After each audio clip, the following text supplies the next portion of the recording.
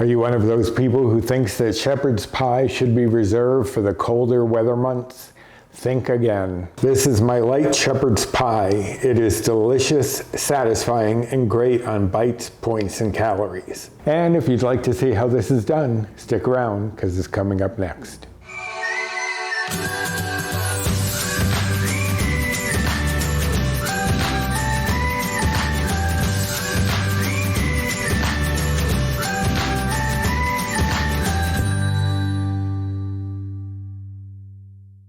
Hello and welcome to my kitchen. My name is Roy. I am a home cook, an amateur baker, and I am here on this channel sharing recipes that have helped me to lose over 125 pounds, whether those recipes are mine or someone else's. Now today is one of mine, and you're not going to see all of the ingredients here just yet because I am making shepherd's pie. And I know some people do it as 2 layers. I do it like my mother did as 3 layers. So I'm going to do each layer separately and we will go over each of those steps. And I am going to be baking it in an 8-inch dish. So it can be 8-inch pan, 8-inch baking dish, what have you. And this is going to make 4 servings.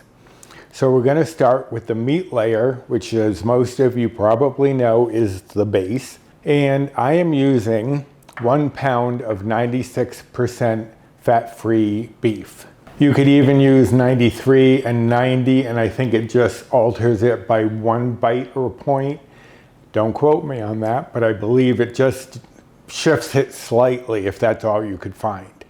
Or you could also use ground chicken or ground turkey breast, and that would actually drop the bites overall just by 2 from what my recipe builder says based on everything that I'm using. I also have some cooking spray here. I have 1/2 cup of beef broth. I have a 1/2 cup of chopped onion. That's about 1 small onion, or I actually used 1/4 of a large onion. And if you're like my friend Jennifer Lynn, you can leave them out. You can add mushrooms if you'd prefer. You could add mushrooms with the onions. You could even throw in some peppers if you want. But I'm trying to stay a little more earthy, which does bring up the case that somebody made when I shared this on my social media last week, that they usually think of shepherd's pie as a fall dish. It's got that comfort food, warming feeling. But I'm wearing a summer shirt just to prove you are not limited to having this in the fall. So summer shirt means you can eat this any time of the year. You can take my word for it.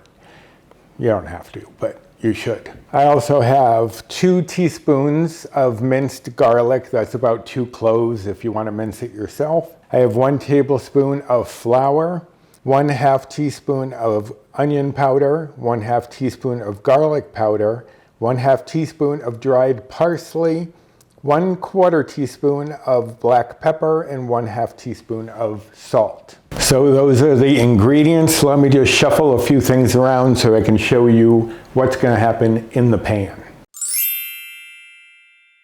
All right, so I am back, and I did forget to mention 1 tablespoon of Worcestershire sauce. My jaw is a little loose today, so I actually managed to get that kind of out. I did forget to add that there's 1 tablespoon of Worcestershire in here. And if you look at my sheet, I've checked off all the ingredients I'm supposed to have. And I still did not have it. Anyway, I have it now. That's the important thing. And I have my pan heating over medium-high heat. And I am just going to coat that with some cooking spray and add in my 1/2 cup of onion. And now I'm going to just stir this around, and I'm going to cook this for about 5 minutes until the onions have softened. So give me 5 minutes and we will move on. Okay, the onions are just about ready, so I'm going to take this moment so I can get rid of my cooking spray and just lightly coat my 8-inch pan here. And now that these have softened, we're going to add in the ground beef. I'll push all of these veggies out of my way just so that the beef has a chance to touch as much of the skillet as possible. And then I'm going to mash that down and get as much surface as I can. So then I'm just going to start chopping. And what you're going to do is you're going to do this throughout the cooking, just so you can get small bits of burger meat in the pan rather than in big chunks. And I'm just going to do this for about 6 to 8 minutes until the beef has browned. About 2-3 minutes, I'm going to flip this over to get color on the other side, keep chopping. So about 6 to 8 minutes, I'll be back. Okay, so that's looking good. There's still a little bit of pink, but not much. It's still going to cook a little further for another few minutes. It's also going to be baking in the oven for a bit, so a little pink is nothing to worry about. So now I'm going to take my garlic, the minced garlic, and add that in and stir that through just to get it fragrant, which will take just about 30 seconds or so. Okay, and then we're going to add in our garlic powder, onion powder, dried parsley, pepper, and salt. And I'm going to just stir that through. Now you may be wondering why, if I already have onions and garlic in here, am I adding in onion powder and garlic powder? They each have different flavor components that I want to bring to the dish. The raw vegetables usually are as strong as the powdered version, so I just wanted to give it a little bump of flavor. All right, so now these are all stirred through, and I'm going to just sprinkle over my flour. And I'm going to stir that to coat as much of the beef as I can with the flour, because that's going to help us to make a bit of a gravy here. Once this is all incorporated and you're not seeing any more flour, I'm going to add in the Worcestershire sauce and the beef broth. And I'm just going to cook these for another few minutes and let this thicken up into our gravy. Okay, so it's been about 2 minutes, and that looks very good. The beef broth has thickened up nicely with the Worcestershire. That's going to help to bind the burger in the bottom of the pan by having that thickness. If it was just loose bits of tried to get it out, it would crumble. So, and the first piece usually does anyway, but you don't want to make it worse. All right, so now I'm going to take my pan here, and I'm going to pour the burger mixture right into the bottom here, and try not to spill it all over. And then just press that out, spread it out evenly into the bottom of this pan so that you have an even layer, an even base for the rest of our ingredients. Okay, that looks good. So now I'm going to set this aside, and we are going to start on layer number 2, which is our veggie layer. I know some people will incorporate the veggies into the beef. As I said, my mother always did it as a separate layer. That's the way I do it. If you wanted to, you could just incorporate all of the veggies into the beef if you wanted to make it a little easier on yourself. But let me gather up those ingredients and I will be right back. Okay, so for the veggie layer, a lot of times you will see creamed corn as one of the components if you're doing it as a separate layer, just so that it will help to hold everything together, kind of like what we did with the gravy there. But creamed corn has bites and points that I don't want to include. So I'm going to do a little maneuver to replace that creamed corn. But before we get into that, let's go over the ingredients. I do have 1 can of whole kernel corn, and I did not drain it. Don't drain it yet. I have here 1.5 cups of frozen peas and carrots that I have thawed. If you can't find them combined, you can always do 3/4 cup of peas and 3/4 cups of frozen carrots. I have a 1/2 teaspoon of salt, 1/4 teaspoon of black pepper, and a teaspoon of dried thyme. So just to get some of this stuff out of my way, I'm going to take my medium bowl here and combine all of the ingredients but the corn, because that one we're going to play around with. So the peas and carrots, if they're still a little frosty, don't worry about that. They're going to be in the oven for a little bit. The salt, the pepper, thyme, and I'm just going to stir that through a little bit. So there I have the peas and carrots and the seasonings mixed in there. Now we're going to work on the corn. I'm going to take my mini processor here, and I did do a review of this. It's the Acekool 5-in-1 blender until the end of July. Now I don't get any money for this. They're not sponsoring it, but it is a really good product. Like the base here has little rubber grips, so it's not going anywhere as I'm blending things, which I've often had trouble with other blenders. Anyway, down in the description box, there is a link to the Acekool 5-in-1 blender that will give you 10% off. But if you add the code that I have at checkout that is right underneath that link, that'll add an extra 10% off. So you'll get 20% off of this, which is a reasonable price to begin with. So I'm just letting you know because that ends at the end of July. And if anyone out there wanted to get one, like I said, I don't get any money from it, but it is a really good product. So what I'm going to do is I'm going to take about half of the corn and put it into my little processor here, because you still want some of the actual kernels. You don't want it all pureed. So that's about half the can there. So I'm just going to add probably about 2 tablespoons of the liquid, and I'm going to put on my lid.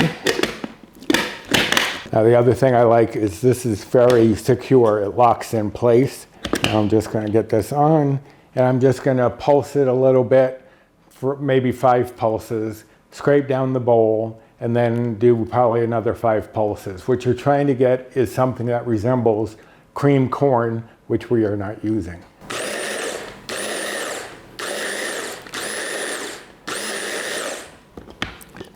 Actually, not too much splashed up, but it does still need a bit of processing. So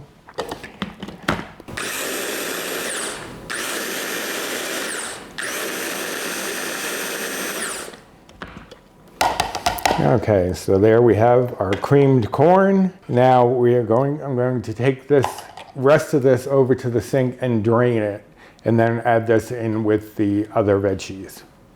So I've got the corn drained. I'm going to add in our faux creamed corn, because that's going to give us, as I said, some of that stability that we're not going to get if we don't use something like that or don't include it into the meat mixture. That might be one of the reasons some people do include it in the meat mixture, but as I said, it's not the way I grew up, so that's not the way I'm doing it. Okay, so that's ready. I'm going to bring in the pan again that has the beef layer in it, and I'm going to add in our veggies. And then just spread that around into an even layer over the burger mixture. Okay, second layer done. Now I'm going to get the third layer. I'll be right back. Okay, so now is the time to set your oven to preheat at about 375 degrees. If you wanted to, you could start this first, then do the meat and all that stuff. I just needed to do it in the set order so I didn't get myself too confused. For those of you who know how it feels to have ADD and try to do multiple things at once, it's a little challenging. So instead of doing it all at once, I figured I'd show it to you in the progression that we are going to layer it. But you could have started this just before you started the beef, and you'd probably be timed just right. But what we have here is 600 grams of russet potatoes. You could probably use the Red Bliss or the Yukon Golds.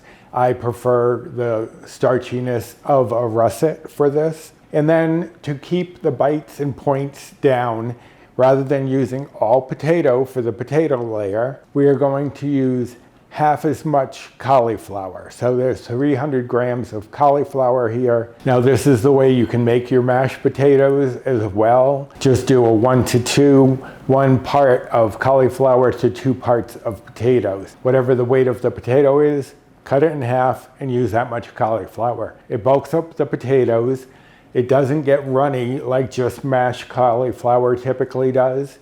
And it holds itself together and you don't really taste the cauliflower.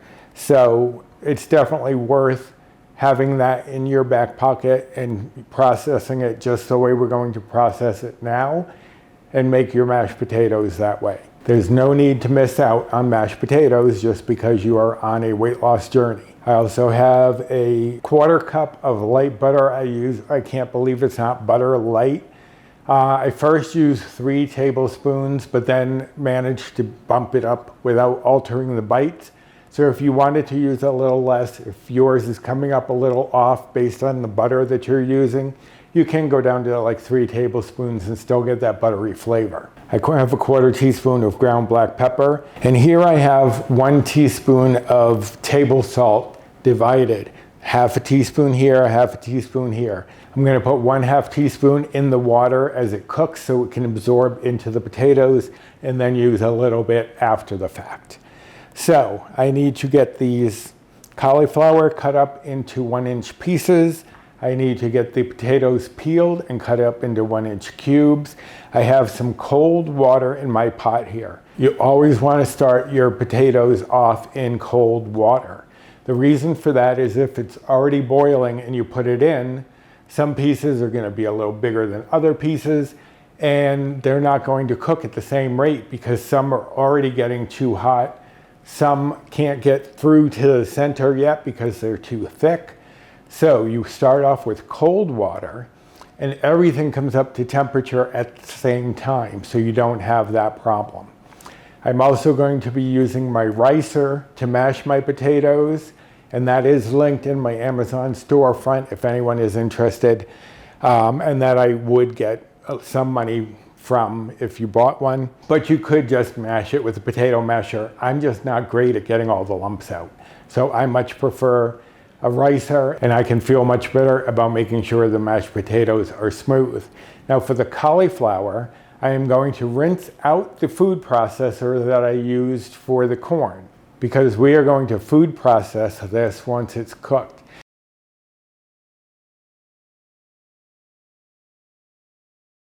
But I will go over all of that in a moment. So let me get these things prepped and I'll be right back. All right, so I have my potatoes chopped up into 1-inch cubes. My cauliflower is cut up roughly 1 inch, and you can see that the cauliflower is floating on the top. That is actually going to help us later on, because what we're going to do is take out the cauliflower and then drain the potatoes. So as I said, it's going to be 2 different procedures. We're going to food process the cauliflower to get it very smooth, and we're going to rice the potatoes, or as I said, just mash them. But it's cold water still. I'm going to put this on to medium-high heat. So once this comes up to temperature and starts to boil, I'm going to add in the salt, the 1/2 teaspoon of salt. And then I'm going to cook it for about 10 or 15 minutes until it becomes fork tender, where you can press a fork in and it doesn't give you any resistance. So let me get these cooked up and we will move on. Okay, so the potatoes and cauliflower have been cooking for about 10 minutes or so once they hit the boil. It did take a little while for them to come up to a boil, but you just want to check and make sure if you push a fork inside, that goes right in very easily. Now, the potatoes have started to float a little bit, but they're still not going to float as much as the cauliflower. So what I'm going to do is just take a slotted spoon and just put this right into my mini food processor here. And then I have my fine mesh sieve over here so that I can go over to the sink in a second once I get this out and drain off the potatoes. Okay, so there may still be tiny little bits of cauliflower in there. Don't worry about that. You're just going to drain the potatoes, then you're going to put them right back into the hot pot, because what that's going to do is release some of the moisture that it has absorbed from boiling in the water. So that will give us a much smoother texture, and it won't be too wet. If you've ever had mashed potatoes that were a little too wet, that's probably why it absorbed too much and didn't have a chance to dry out and release any of that. So we're gonna let that sit there. And I have my ricer on standby, but first we're going to puree up our cauliflower and just pulse this a few times, scrape down the sides. You just want it to be as smooth as you can get it so that it won't interfere with the texture of the potatoes. So let me whir these up. Okay, that should be good. And it is. Let me show you the texture of this. Very smooth and soft, just like mashed potatoes. So I'm going to set this aside and bring in my too big bowl for the amount of potatoes I have, but that's what happens when I use practically every bowl in the house. So then I'm going to take my ricer. Actually, let me move this over here since I'm right-handed, might help, and just put a fair amount of the potatoes in here, and then just squeeze, and it comes out like a little noodles almost. I was always intimidated about using a ricer before because I was like, oh, there's so many moving parts and yada yada. It's not really. And this one is very easy to clean because I can take it apart and put it in the dishwasher. So that's always a plus in my book. All right, so that's done. Let me clean up a few things. We're going to merge the cauliflower and potatoes, and we're going to move on. Okay, so I removed the blade from the processor here and just scooping the cauliflower right in to our potatoes. Now, if you wanted to make this more cauliflower heavy, you could. You could actually switch the ratios, but I don't know how well it will hold up on top of the shepherd's pie.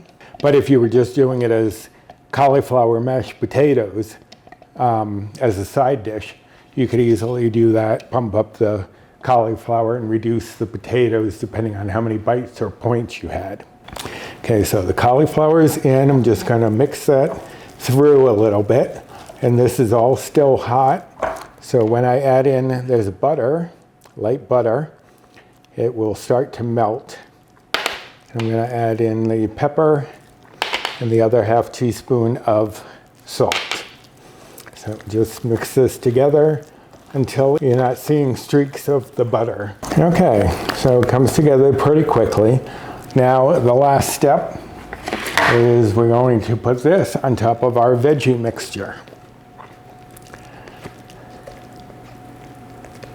Okay, and just do what we did before, spread it around and get it over the veggies and into the corners. And I'm just going to give it a little swirl just to give it a little texture on top. And now this is going to go into the 375 degree oven that we've been preheating. And I did forget to mention you should move the rack to the upper third position of the oven, because we're going to put this in for 20 to 25 minutes. And then for the last 5 minutes or so, we're going to turn on the broiler on high so that we can get some browning on the top. If you don't want to broil it, you can just do the 20 to 25 minutes, maybe even bump it up to 30 if you don't care about having color on the potatoes. But we like having a little bit of color on there.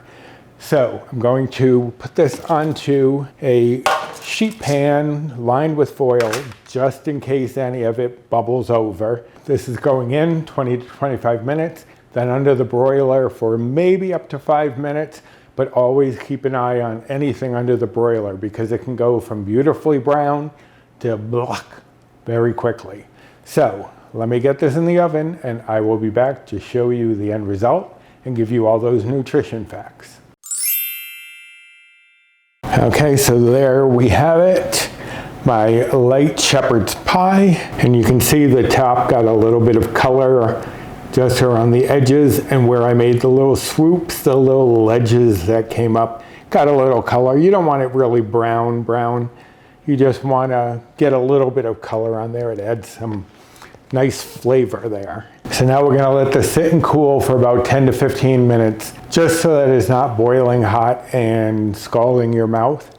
But also, we want some of those liquids from the meat, from the corn, from the potatoes to start to evaporate and let everything solidify again, because it's going to be a little challenging to get at least the first piece out. First piece of a pie or anything like that is always a challenge. This is no exception. But if it's a little cooler, it won't be so likely to fall apart. And if you wanted to, it doesn't matter, you could spoon it out. I'm going to use my spatula to try to get 4 even squares because, as I said, this does serve 4. Now, I am on the Healthi Better Balance plan, which is equivalent to the old WW Blue plan. So those are the bites and points that I'm giving. You should always enter whatever you use into the recipe builder, because even from brand to brand, things could have different bite and point values, just like they could have different calorie values. But for 1/4 of this shepherd's pie, the way I made it, this would be 7 bites or old blue points. Now, if you used chicken breast or turkey breast, according to my calculations, it would only bring it down 2 bites, because the 96% ground beef is not as fatty as others, and you can have more for fewer bites or points.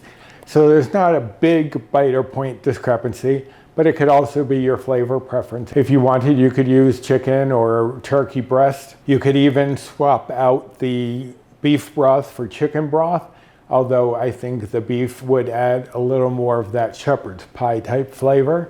But you do you. You add whatever you like to add to it. As I said, if you don't like onions, like my pal Jennifer Lynn, don't put the onions in. You can replace them if you want. You don't have to replace them at all, but you could replace them with mushrooms. You could replace them with peppers. You could add them both to this and bulk up the meal a little bit more if you'd like. But as it stands, this is 7 Better Balanced bites or old blue points.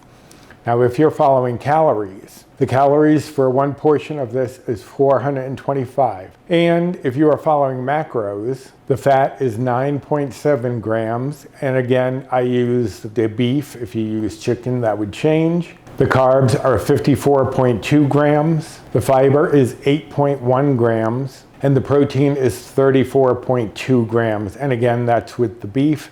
Chicken or turkey would probably change that up somewhat. So I hope that you enjoyed this. This recipe will be on my blog, and it's not just for fall, but you can wait until then if you really want to. But the recipe will be linked directly under this video in the description box.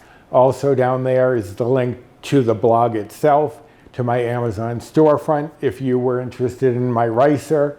There's also the link, as I mentioned, for that Acekool, and the extra 10% will be ending soon, so I wanted to mention that again. Also down there are links to my Instagram and my Facebook groups, so join us over there. And you guys know the spiel by now: like, comment, subscribe, share, and hit the notification bell for the next time I upload any sort of video. I just shared a video, a little short for me, very short.